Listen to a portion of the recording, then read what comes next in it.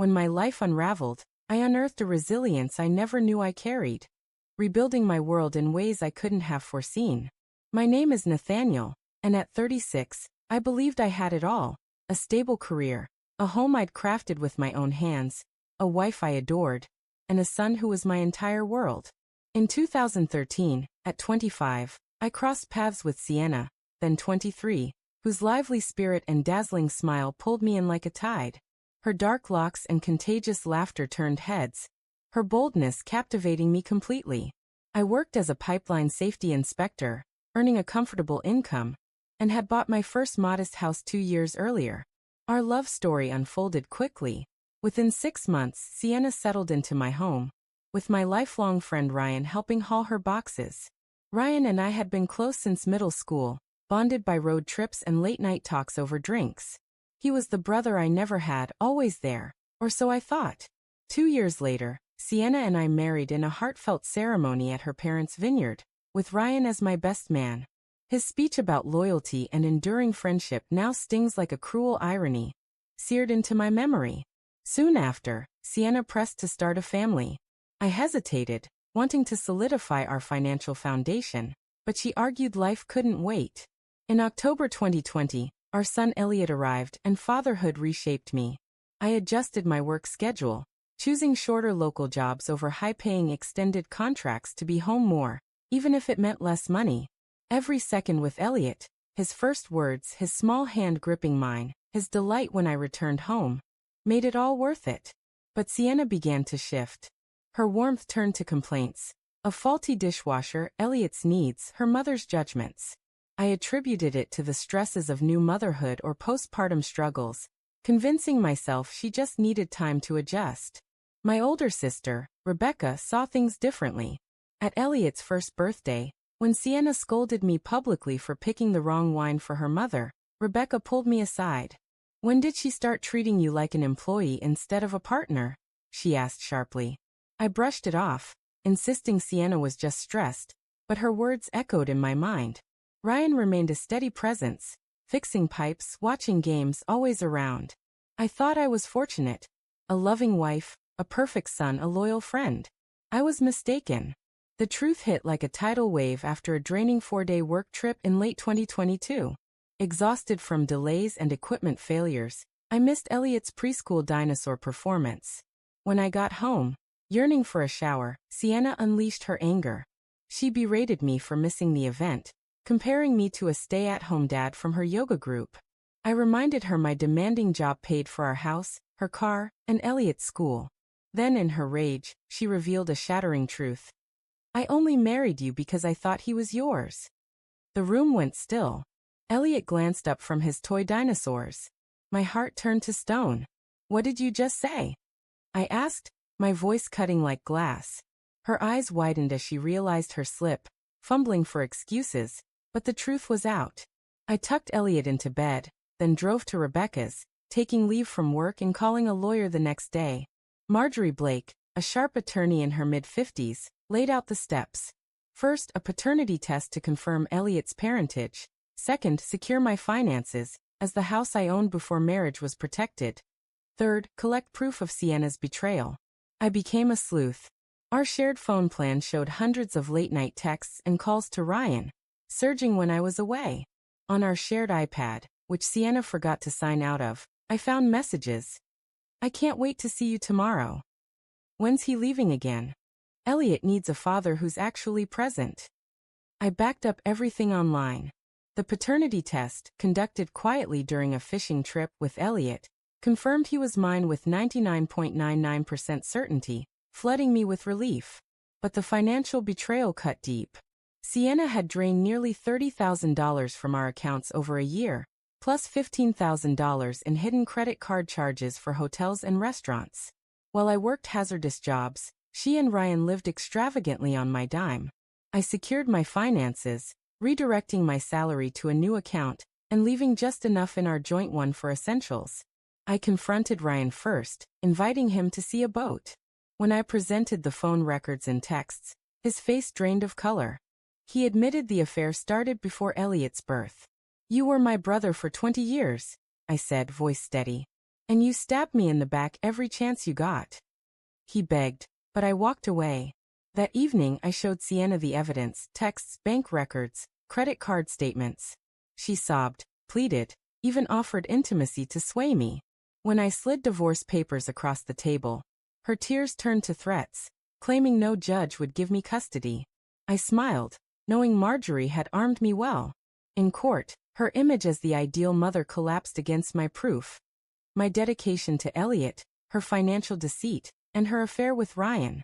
The judge granted me primary custody during the week, with Sienna getting alternating weekends. The house stayed mine, and her siphoned funds weakened her settlement. Her shocked expression as the ruling landed was unforgettable. She believed motherhood would secure her win, but truth won out. The weeks after the initial hearing were chaotic. I stayed steady for Elliot, but inside, I was a tempest of rage and betrayal. Sienna tried every tactic, sobs, threats, seduction. 3 nights after receiving the divorce papers, she showed up at my door, disheveled, begging to reconcile. "Don't ruin our family over a mistake," she pleaded. "A mistake?" I replied. 6 years of deception isn't a mistake. Her tears vanished, replaced by a venomous scowl. "You'll pay for this," she spat. I closed the door, my phone capturing the exchange. Ryan tried reaching out, too, sending texts from new numbers and leaving voicemails pleading for forgiveness. Once he appeared at Elliot's preschool, claiming it was a coincidence. I confronted him, warning, "Come near my son again and I'll bury you in lawsuits." He stayed away. Our mutual friends split. Some were stunned, others unsurprised. A few pushed forgiveness for Elliot's sake. Those friends are no longer part of my life. The custody fight dragged on for months. Sienna's lawyer painted me as a work-obsessed father, but Marjorie countered with proof of my involvement. School events, doctor appointments, photos of me building Elliot's treehouse, and my career shift for family time. The financial records, siphoned funds, secret credit cards, luxury purchases, further unraveled her case. In one hearing, Sienna's mother, Linda, testified, portraying me as a distant provider who valued money over love. Marjorie calmly asked, "Did you know your daughter diverted over $50,000 to hide an affair with Nathaniel's best friend?" Linda froze, and the courtroom hummed. That moment turned the tide. The guardian ad litem, Gail, visited both homes. At mine, Elliot proudly showed off his treehouse and dinosaur-themed room, saying, "Daddy's always here." At Sienna's parents' house, Gail noted tension, arguments, and Ryan's covert visits despite court orders. The final ruling gave me primary custody, with Sienna restricted to alternating weekends and 1 weekly dinner. The house remained mine, and she was ordered to repay some funds, though I doubted I'd see them. In court, Sienna shouted, "I'm his mother," but the judge silenced her, warning of contempt. I stayed calm, knowing Elliot was secure. The aftermath was turbulent. Sienna called relentlessly, alternating between apologies and threats. Her parents tried guilting me, claiming I was destroying the family.